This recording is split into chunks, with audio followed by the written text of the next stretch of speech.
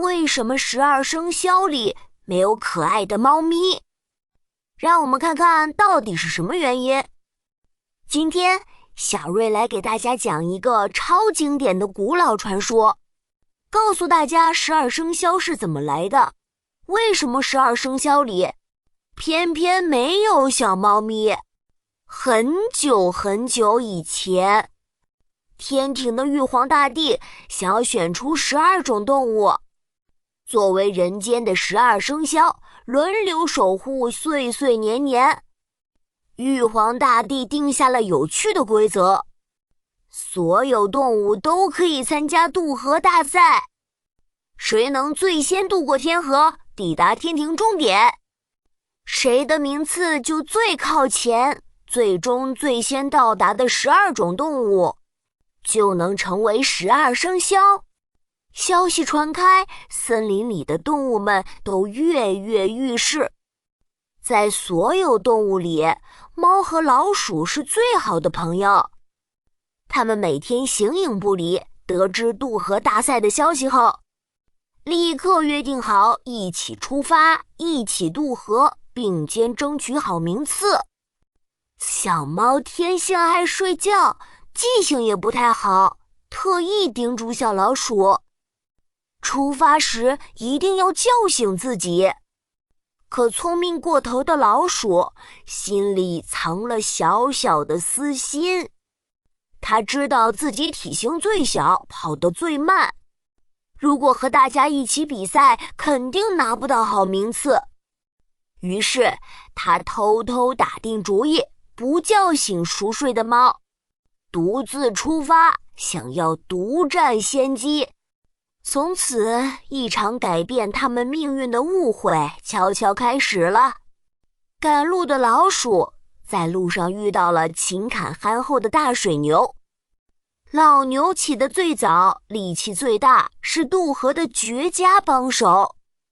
老鼠灵机一动，甜甜地跟老牛打招呼，说服老牛带着自己一起渡河。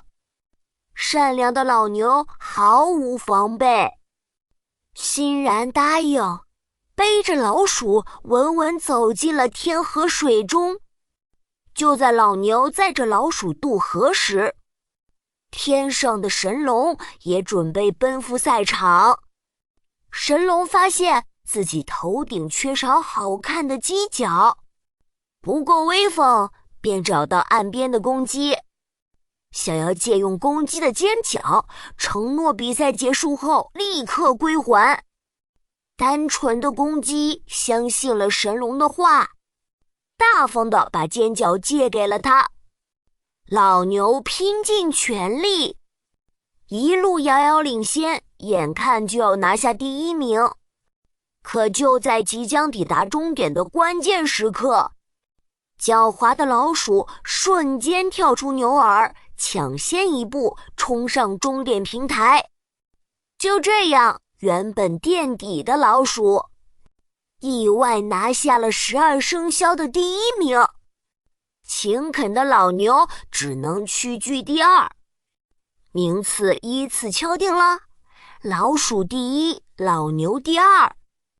紧接着，勇猛的老虎夺得第3名，敏捷的兔子第4名，威风的神龙第5，灵动的灵蛇第6，骏马第7，小羊第8，小猴第9，公鸡第10，小狗第11。大家纷纷抵达终点，排队等候最后的结果。所有动物几乎都到齐了，最后赶来的是贪吃又贪睡的猪。猪一路上边走边玩，慢慢悠悠，丝毫没有着急的样子，最后一个抵达终点，稳稳拿下12生肖的最后1名席位。至此，12个生肖席位全部占满。可比赛结束后，神龙却违背了自己的诺言。他觉得尖角戴在自己头上无比威风，再也不肯还给公鸡。从此以后，公鸡失去了美丽的尖角，只能每天清晨早早打鸣，望着天空呼唤，再也没能拿回属于自己的东西。直到这时，睡饱的猫才匆匆赶到。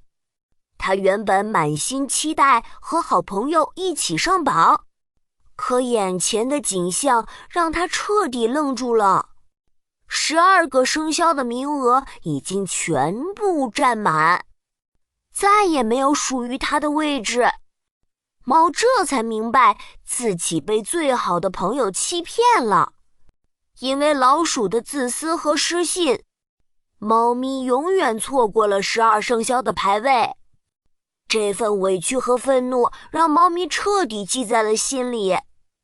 从那以后，猫和老鼠的友谊彻底破裂，变成了天生的冤家，世世代代都不再和睦相处。这也是12生肖里没有猫的真正原因。这就是12生肖排序的完整故事啦。因为一场渡河大赛有了固定的生肖顺序，因为老鼠的失信，猫咪遗憾落榜。古老的传说藏着有趣的道理，做人要诚实守信，真诚待人，千万不能自私欺骗他人哦。